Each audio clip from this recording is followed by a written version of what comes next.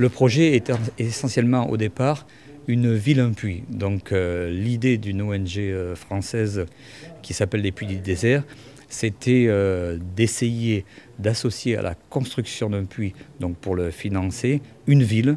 Ça a commencé par la ville de Grenoble. Ils ont bénéficié du maire de Grenoble qui est président des grandes villes de France.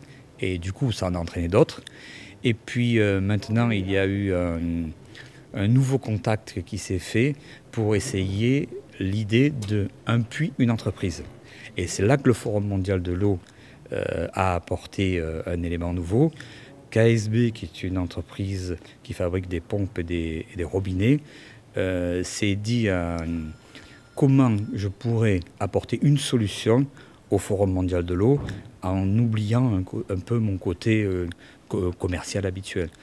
Donc il y a eu le contact au forum avec la responsable de la communication qui nous a mis en contact avec Christelle Pernet, présidente de cette ONG, qui puisait dans notre région puisqu'elle est savoyarde.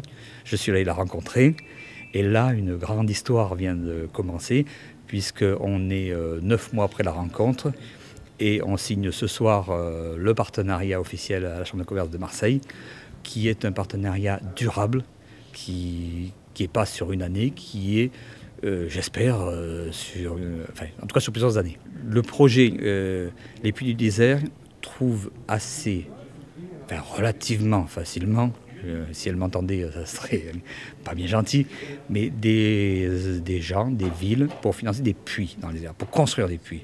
Le plus difficile, c'est comment faire vivre l'association.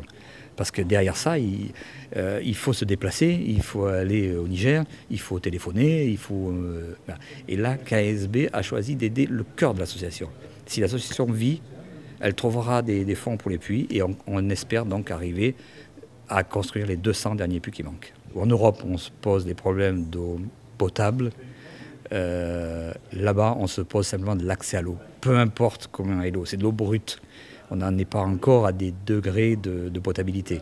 Le principal, c'est que l'eau arrive. C'est-à-dire que les bergers, les nomades, aient de l'eau dans tous les coins où ils se déplacent, pour les bêtes et pour eux. Les enfants passent leur temps à aller chercher de l'eau. À partir du moment où l'eau arrive toute seule, ils retrouvent beaucoup de temps et hop, ce temps-là, ils peuvent l'utiliser pour l'éducation.